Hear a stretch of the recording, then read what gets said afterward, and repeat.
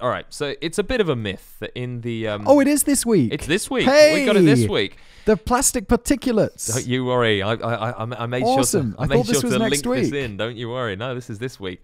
So there's a bit of like a myth going around that there is an island of plastic. By the way, sorry to interrupt, but this is the most visual pod. If you're listening to this and not watching this episode, I'd recommend watching this one because that's an epic photo of trash. We're looking at a bird's eye view of collected trash on a beautiful azure backgrounds I think what it actually is a petri dish of small plastics. Oh wow, and it looks big. It looks massive, doesn't it? No, I think what it is a small petri dish full of small tiny little bits, like broken down plastics. It's a beautiful picture. It is beautiful. It's like if I was an abstract artist, I would take that and I would use that as inspiration. But basically, there's a massive collection of plastics in the sea called the Great Pacific Garbage Patch. Yeah, and like people have heard of this, but people actually believe that it's like a massive island. Which like it's like sort of all grouped together and become an island, but actually the main problem must be a floating island though. A floating island of trash. Because I wouldn't be like, well, it's not going to go down to the sea floor. Well, it's actually not a floating island. It's just a massive collection of all the microplastics, which are basically broken down, and How micro is micro? About so big, about half a centimeter. Maybe half the size of your little fingernail or something like that, or smaller, but smaller than that. And like super grouped together. Super grouped together, like so. Can basically, you see all it? the tides. Well, this is the thing: you can't see it. Just like if you're sailing over it, you wouldn't know you're there. You'd notice that there's an abundance of plastics, but you wouldn't know it's there. It all sort of sits below the surface of the water. And if you were to go through with like a micro net thing and collect them all, which they've begun to do now, there was that clever Australian kid, I think he was, who came up with some sort of system for collecting it. Sort of collected it like that. That was a cool story. It was a cool story, a great idea actually. If you were to go with that, you'd notice how much plastic is actually in there.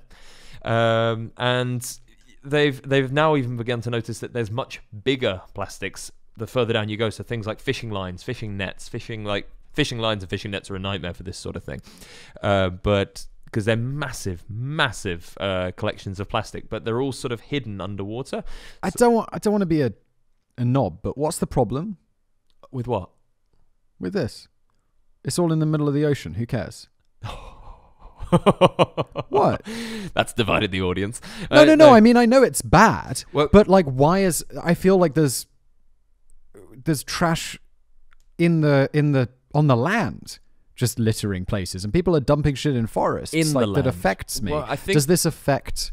What is this doing? Okay, so what is this doing? So first of all, it's getting into all the fish. Like so, as we said, like it's getting into the fish. Like the microplastics. Microplastics are coming in, and so it's saying that there is a. Here we go. Hang on, sorry. So it is 4 to 16 times big. It's 4 to 16 times bigger than previously thought. Oh my god! Occupying an area roughly 4 times the size of California, comprised of an estimated 1.8 trillion pieces of rubbish. So tell me, Simon, what's the problem? Well, no, I know it's all out there, and I'm being a bit funny for the sake of it, but it is in the middle of nowhere, and people are.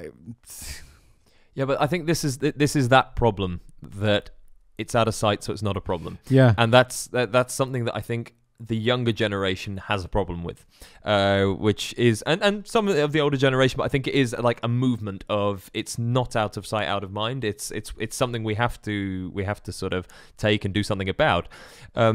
There you go. It says here, while the patch was once thought to be akin to a soup of nearly invisible microplastics, scientists now think that most of the trash contains larger pieces, and they say it's growing exponentially.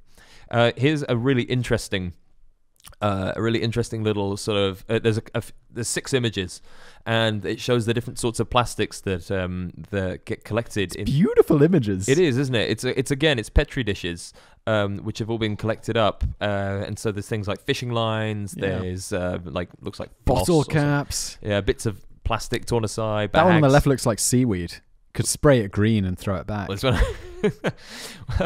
it's like I used to dive quite a lot. When you dive, you notice a lot things like fishing nets and fishing lines and stuff like that, and loads of fish and turtles and stuff like that get caught on it. So it's something that really does have to be. I understand, and it is sad. Yeah. I just my whole feeling with all of this is let's just stop doing it in the first place. Whoever's dumping shit in the ocean, stop that shit.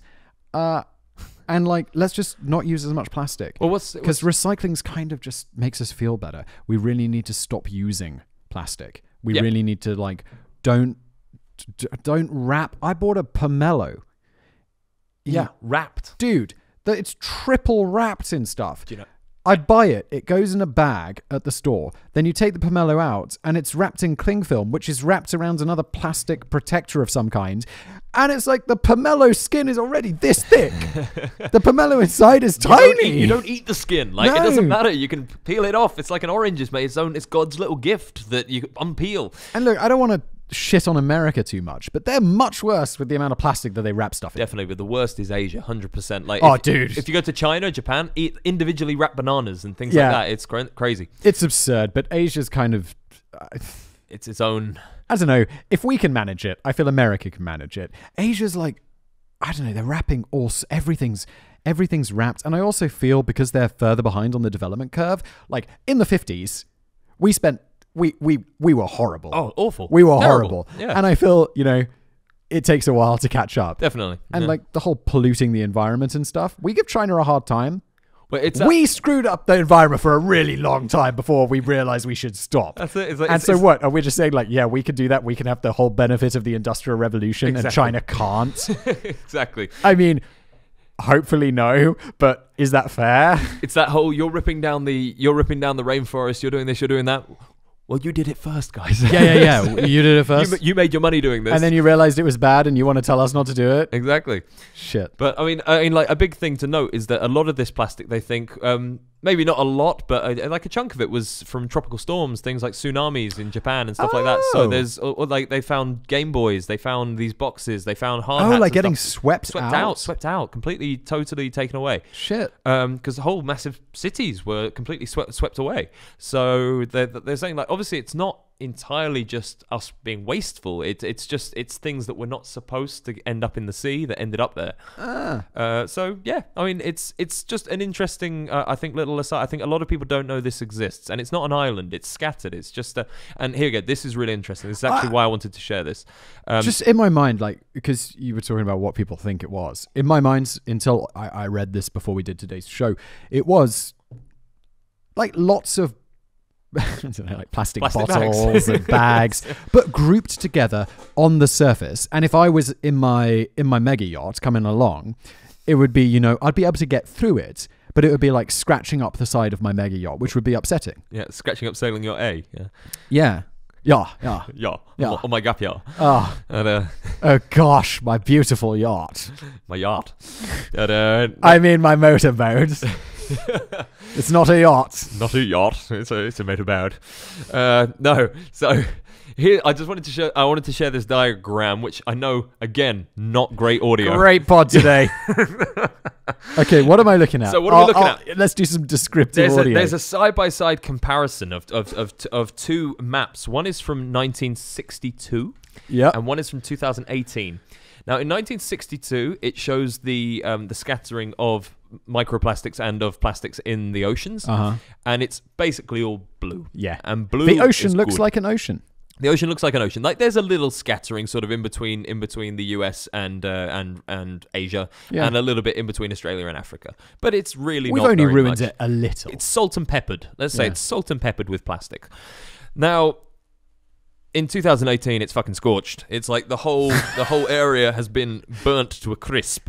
That's what it looks like. It's gone red. There's a massive red gash going from the west coast of America to Japan, and in betwing India. Oh wow, and India Southeast Asia. and Southeast Asia. I mean, here back in the 60s, it wasn't great, but now it's really bad. It's just, it makes me feel sad.